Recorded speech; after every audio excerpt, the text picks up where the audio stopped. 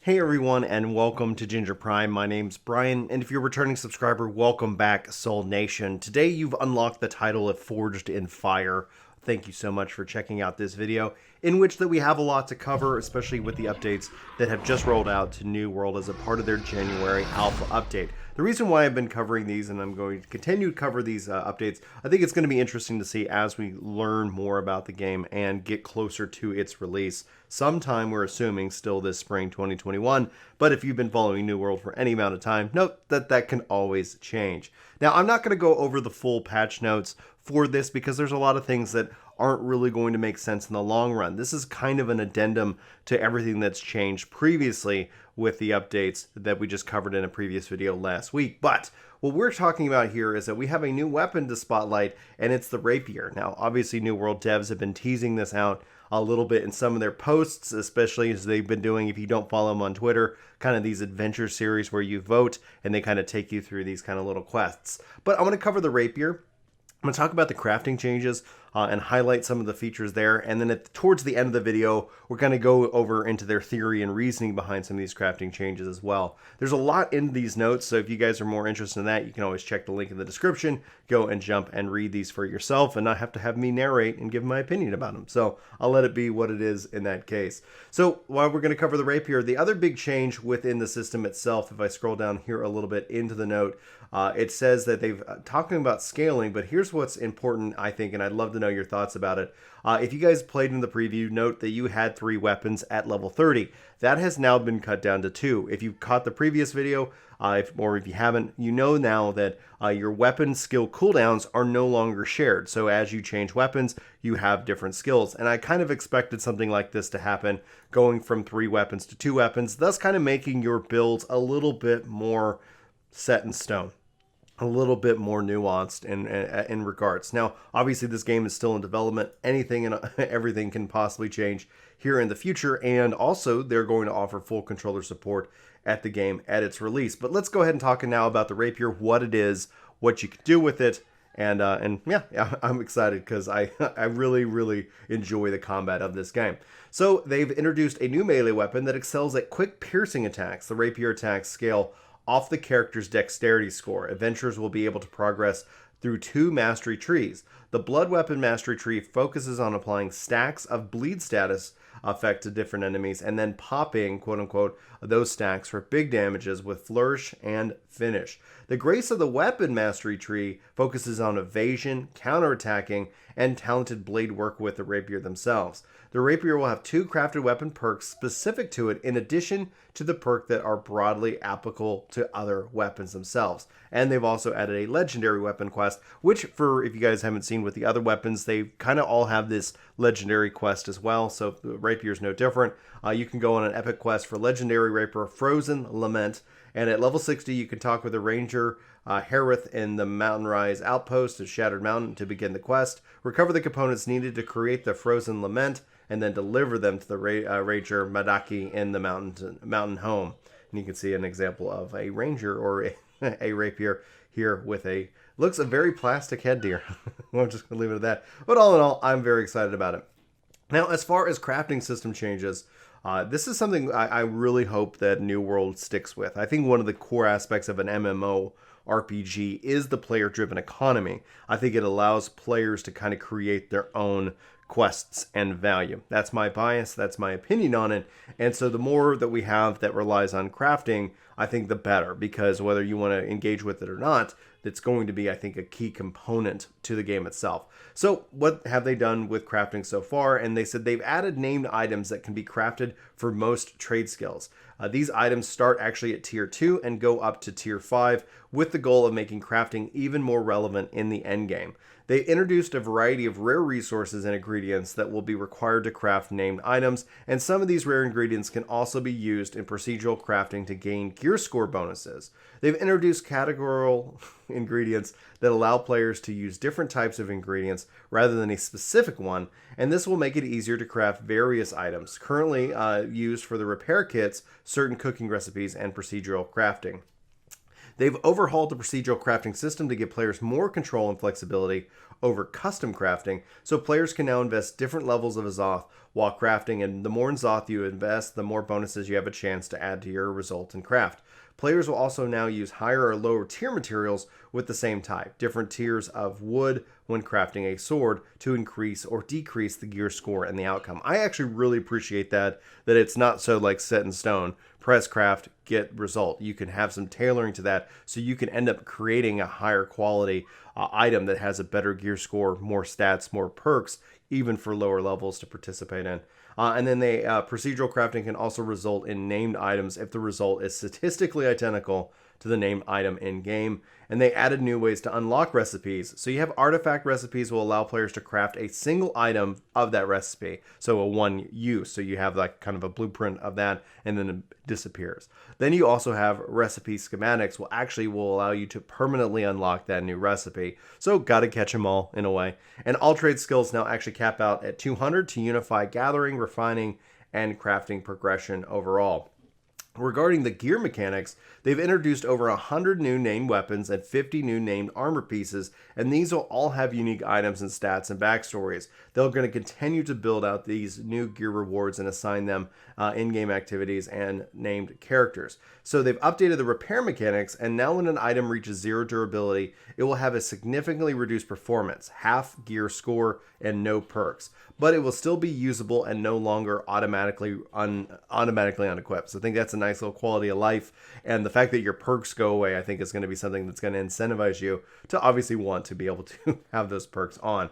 They've introduced a new repair kit item with 4 tiers. Repair kits will repair any item of a corresponding tier. And they've added a repair kit recipe to many of the craft trade skills. So this is a great way for crafters to package and sell extra repair parts. Regarding food mechanic changes, there are now 2 types of food, buff food and recovery food.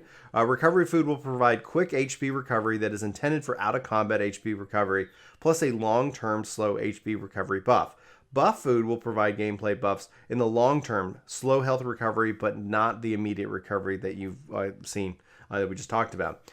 They added food items that will buff a variety of attribute combinations. Buffs from food now persist through death, so you no longer need to reapply your food buffs each time you die. And other buffs are still purged on death, though, so just keep that in mind. They recovered warding foods. Removed warding foods. This functionality is going to be replaced with potions in a future update, and the crafting and refining bonuses of food unlocks starting at tier 3, gathering foods at tier 1. So some combat changes that you can see here playing out on screen. So they're going to continue to build the system to make elite and champion enemies more challenging and change up their gameplay. So if you guys aren't aware, basically adding in different affixes or traits, different perks that the enemies will have, and it could scale from 1 to 3 when applied. And so basically kind of think of this kind of an elite system, and so these are going to be very challenging named characters in the world. They've also updated their dynamic mesh scaling, so they're going to scale the visual mode of various enemy families and enemies within those families to offer more visual diversity to enemies. Now, larger enemies will also have larger hitboxes, which is a perk and a plus in my opinion. So AI combat changes for the enemies. They've updated for drowned sailors, withered resurgents, corrupted swordmen, corrupted spearmen, and also they're going to use the combat system to update to introduce from December, and they're going to continue to roll out these updates to all enemies. So differentiated enemy light attacks and heavy attacks. Heavy attacks have grit, this longer tells, and cause staggers. And this is also paired with significant damage. And light attacks do low damage, have quicker cast times, and don't cause a stagger effect. They adjusted how enemies select their attacks, adding in cooldowns to heavy attacks to mimic the cooldown timers of the player's abilities. And they've increased the difficulty of AI when players fight enemies with their above their level. So enemies will get more armor and damage the higher their levels is versus the player. Armor buffs begin at 3 levels over the player, and damage buffs begin at 5 levels. And then at 6 levels or higher, the player will outright kill at 6 levels or higher or more, then the player will outright kill the player instead of placing players in death's door. And then enemies 6 levels or higher or more will also have players have increased perception at range plus 10 meters. And enemies 10 levels or higher or more, the player will not get staggered. The enemies will not get staggered by the player in that regards. So they're trying to obviously make that a lot more challenging. So like we said earlier, they reduced the number of weapons that you can take from 3 to 2. I'd love to know your thoughts on that. Now you can also now move during ranged attack animations. They've adjusted ranged attacks and cancels to ensure that they offer as much flexibility as with the melee attack than in the previous update. They updated grip breaking to make it more apparent to the players, and so basically having grip broken now triggers a visual reaction, and they added a new grip break sound effect to better highlight when a player's grit is broken. And they updated the combat networking in a continued effort to improve how combat functions, basically adjusting hit detection logic to add a brief delay before an attack hits are confirmed to do better detects versus blocks and dodges. And then they have some updates and some visual effects, etc. Now, I want to cover this group play before we jump into kind of their theory overall with crafting. And this is interesting because if you guys remember from the preview, I know I was frustrated because if you didn't get a tag on the enemy, you wouldn't get any experience, and it could feel kind of frustrating, especially if you were trying to use magic and casting. It ended up being a little bit different. So now in group play, as long as you're in a group as a whole, does 15% damage to a creature, everyone in the group gets XP and a chance at the loot. Group members who have to they will have to satisfy requirements to get credit, performing actions such as damage, heal, block in the last 2 minutes, and being within a certain distance of the killed creature. Note, ranged characters fear not. They've actually made this distance well outside the range of normal attacks. They've adjusted the amount of XP that is granted when an enemy is killed by a group. Previously, everyone got full XP. Now the amount will be adjusted based on the number of groups and the number of players within those groups. And this change was made so that the idea that monsters are easier to defeat while playing in a group themselves. So obviously that's a nerf to the XP gain, but at least if nothing else, like as long as y'all's party is putting out damage and you're doing something, it sounds like you're going to be able to actually get XP, which will reduce a lot. And hopefully the nerf isn't enough that it doesn't discourage group play. Obviously this will have to play around with it and more. And then they have some more updates and faction stuff. But let's go ahead and talk about their vision for why the crafting updates and where they want to go from here.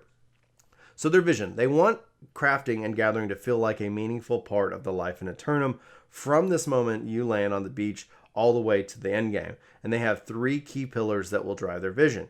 So, whether you're crafting food, a weapon to help on your adventures, or fancy yourself a savvy merchant looking to make your fortune in the player-driven markets of Aeternum, we want the act of gathering and crafting to be fun and valuable for brand new and veteran players alike. So Aeternum is this huge island with materials that range from the mystical to the mundane, and we want players to have many different choices as possible while crafting items and consumables, and those choices should matter. So progress should feel rewarding, not hindering. A person who picks up a frying pan for the first time won't have the knowledge or skills to make a meal worthy of a governor. Unlike a chef who has 20 years of experience under their belt, we want players to have the results that demonstrate their commitment and time invested in their skill. So previous changes they've slowly been introducing these changes since November, and now this actually overhauls the whole system. So your crafting station appearances will actually update and develop, and you're going to see more visual improvements and visual style that differentiates between the different settlements as well as the tier level of the crafting station. They are in improved inventory organization. Based off of player feedback, the inventory and storage screens have been improved in the organization so that you can actually find your items quicker. One of the things I really like is that if you store your items in the storehouse in the area, you can still use those to craft. So you're not always having to worry about managing your inventory in that regards. Addition of resource and materials. So to improve the outcome of your crafted items, they've increased the amount of items available to use in the crafting system. Items with levels associated with them, such as crafting reagents, are now found in the level appropriate areas, making gathering more predictable. Now, regarding granular unlocks and the tracking and skinning and the logging trail skills, a previous version of the tracking and skinning skill didn't feel like it had much meaning until players were somewhere around the mid-game. We want to make that update so that players have consistent feedback where they are in the skill in relation to their character level and other crafting and gathering abilities. So they're going to be adding more differentiation on how creatures are unlocked via the tracking and skinning skill, and logging, which had a similar challenge but has now been changed in the same way. So leveling up logging will now unlock your ability to collect more types of wood. So containers now only hold items that can't be harvested from the world. Gone are the days of finding corn and carrots as lootable containers. If it is something that can be found within the world, it will not be found in containers. So containers will be more readily available, meaning you go and you open a box, it's going to have something that you cannot gather out in the world itself. So I think that's going to be interesting to see how that plays out. So materials and resources will now display their rarity. One of the changes that goes hand in hand with something that they've talked about earlier in this post was the addition that new material tiers is that there are many resources and materials out in the world now, some of which are harder to find than others. Item rarity is now displayed on each item tooltip, making it easier to tell if you're made an extra valuable find. So categorical agreements can be used in recipes. So in certain recipes, you'll now see that you can use categorical ingredients rather than specific ones. For example, a cooking recipe may call for a vegetable rather than a specifically carrots, allowing a player to use any ingredient classified, my voice availed me, as carrots otherwise, which opens up the options that you have in your crafting these recipes. There are more recipes than ever before, so go along and all of the new materials and resources that they've been a dramatic increase in the numbers of recipes so that you can now craft. From the addition of named weapons and armor pieces to a massive selection of foods, there are now far more choices for players who want to craft items, along with adding depth to the system overall, and this should help crafting find its place in the endgame play. You have new ways of making things. Some items that you craft have very specific recipes, while others are flexible with the materials and resources that you can use for them. For example, when crafting a steel sword, you can choose to use higher tier or rarity of wood or leather components than the recipe calls for. There are even special resources like animal horns and fey iron that can be used in place of other resources that you find. Using these high-tiered rarity resources will affect the power of one item that has been made. Trade skill progression has changed, and they mentioned this earlier, but the logging and tracking and skinning skills unlocked have been updated, so this release will all of the trade skill progressions has been refined to cap out at 200, which is going to be consistently going across all of it. And then looking ahead, we want crafting to be an investment and an engaging part of New World's experience that remains valuable to players all the way through the end game. Data from the alpha test, as well as feedback from the testers themselves, will be studied closely, and tuning these will be done to these systems to better realize our vision for crafting within New World. As development continues, we'll keep you updated on our social channels and website with future updates. This is a big post, guys. Thanks if you've still been hanging out with me. Sound off with Crafter's Rule in the comments, so I know you made it all the way to the end of this video. I really appreciate everybody hanging out. This is I'm very excited about New World specifically. Been really itching to dive back into it. Been like hoping that they'll select me so I can get back into the alpha and play and give some more feedback. So thrilled they're going to be supporting native controller play at launch. And now we just have to continue to wait to see these changes that they keep bringing in. I'm excited and thrilled that they keep adding in new weapons, and hopefully we'll see some more magic added into the game, especially because I like magic and casting. I don't know personally how to feel about the 2 weapons. I really enjoyed kind of the flexibility of the 3 weapon system. This will make, I think, party play a little bit more important, especially as you kind of define out your builds and your role within the party, going to 2, because it does obviously bring in less flexibility to one individual character. So I'm going to leave it at that. I think that'll be interesting to see how it plays out in the long run. Guys, let me know what you're thinking. I really appreciate you being here. If you're new here and you haven't hit that subscribe button, I'd love it if you hit subscribe and come back and check out other videos. You can always unsubscribe later. No hard feelings. But I'm going to leave it at that. Thanks so much for being here. Love your faces, and I hope to see you in my next video. But until then, take care. This video is sponsored by me, Ginger Prime. Hopefully you'll check out my podcast channel, Ginger Gaming Radio, which we have lots of guests, lots of great conversations, and even more highlights. Links are in the description below. Let me know what you think. Thanks.